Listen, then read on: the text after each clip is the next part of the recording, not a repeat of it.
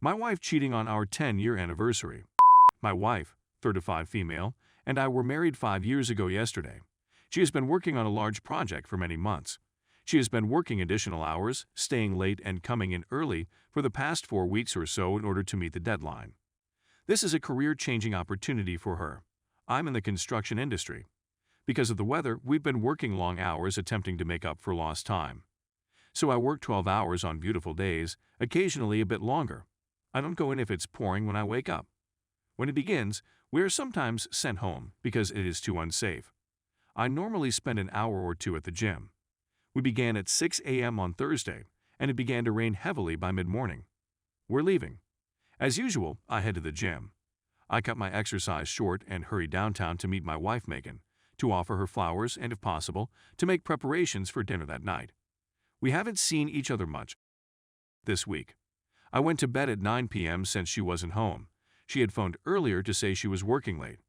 This has been the case for the last month. I came to a halt, picked up some flowers, and walked inside her building at 12:30. Nishol was working at the front desk. I informed her that since I arrived later than expected, she may place the flowers on Megan's desk. I don't believe they went to lunch yet, so why don't you drop them off yourself, she replied. To return to the offices, she buzzed the door. The location was desolate. When I arrived at her office, the door was locked. Unless the receptionist informs me that she is in a meeting, I invariably stroll in. When I go in, a man is nuzzling her neck, and she is stretching back over his head. She is simply laughing because she can. We have to get this done, they say. I've been hit in the belly. I stepped out, slapped the flowers down, and yelled, "Happy anniversary." I didn't hear what she said. I simply walked by Nishol, said goodbye, and walked away. I made it to the elevators and out of the building when my phone began to ring. I cried my eyes out the whole way home.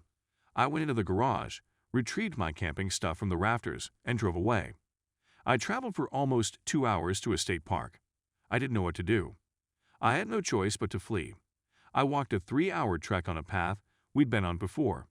I don't drink much, therefore I didn't have any liquor, so I just sat there thinking. In retrospect, I'm pleased I was in a hurry. Generally, I pack a fortified cow.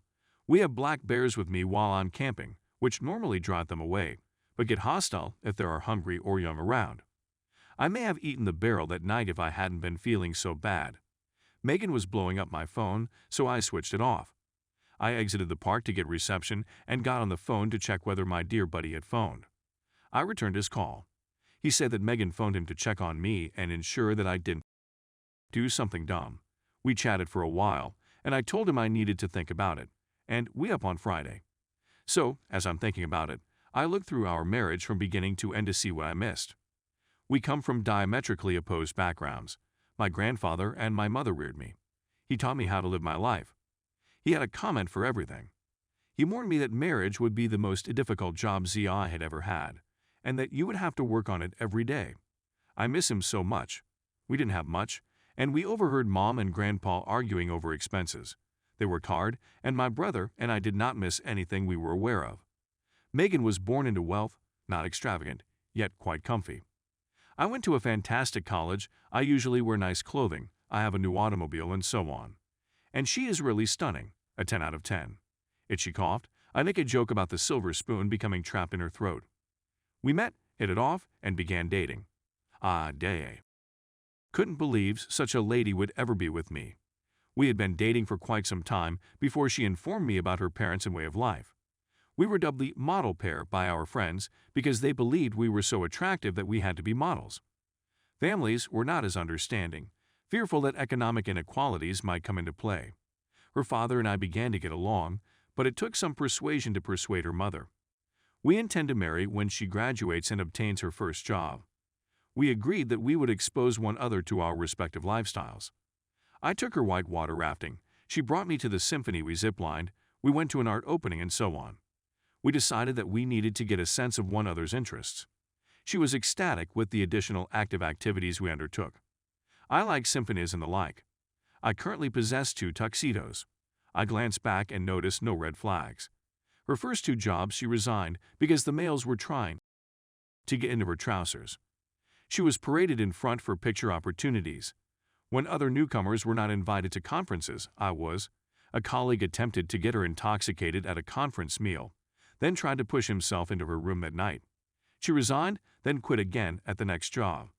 This third employment includes some female partners, and none of such nonsense exists in her company. She seemed to be quite joyful. We seemed to be quite joyful. So, now that it's Friday, I'm back at home. I dialed her number. When asked where she was, she said she was back at work. In attitude, I said that her marriage is taking a back seat to her profession. She said, what was she to do since I wouldn't talk? That's okay. She'll be there in 1 hour.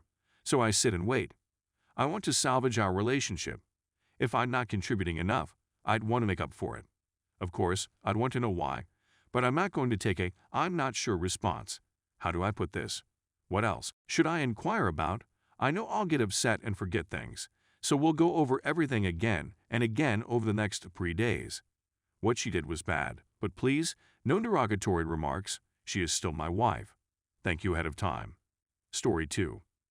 Husband disrespects his wife in multiple ways, including a secret family. It's not about me. My auntie was recently arrested after her husband contacted the authorities to report that she had physically abused him. They are both in their late 60s.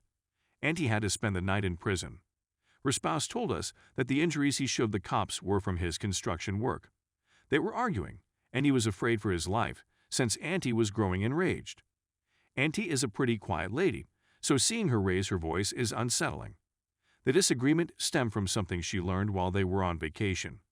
She snooped through her husband's phone while he was sleeping because she suspected he had a hidden family in the homeland. During her investigating, she discovered that her husband was in a group chat with his pals, giving them covert photographs of her in the shower or changing. Not only that, but she discovered he had another mistress. There were bills for high-end bags and jewelry that she had never seen before. She also saw text messages exchanged between the two. She knows it's not the lady from the hidden family since she knows everyone in the secret family. Auntie waited until they returned from their trip to confront him with the hidden images, mistress, and family. Her husband paid the $4,000 bond, and she is scheduled to appear in court shortly. She is presently accumulating evidence in preparation for their divorce. All of their children are adults over the age of 40, and she is requesting their assistance. This, in my opinion, is a poor concept. My grandparents have their own point of view. Auntie despises her hubby since she is grandma's sister. However, my grandfather claims that having numerous mistresses and families is common in the homeland, so the ladies are overreacting. He also said that if he had more money, better legs, and more spare time, he would hire his own mistress. There was no fight. I'm appalled. Auntie should see a divorce lawyer without informing anybody. As time goes on, I may provide an update. I truly want Auntie to feel appreciated and not feel obligated to share her spouse just because it is customary in the homeland. Anyone may cheat, even someone you've been married to for 50 years. Just because they're older doesn't mean they can't get away with it. Update. She forgave him, and they are still married. I wasn't there for the court hearing, but from what I gather, he is still living with her, and she has changed her mind about divorcing him. I'm at a loss for words at this point. If that had been me, I would have walked away and never returned. He'd be out of my home. At this point, there is nothing more to say or do. I simply have to concentrate on my own life and hope that this is all part of Auntie's long-term plan to conduct the divorce in secret. But I'm depressed. Auntie is in my thoughts. I'm also saddened that this may happen more often than I thought. I often wonder whether she changed her views because of her motherland's ideals. Was it a religious belief? It's not because of the children. Their eldest is beyond 40 and lives somewhere with his or her own wife and children. I'm sorry that none of us were able to reach a satisfactory conclusion. I suppose I'll let Auntie go for the time being.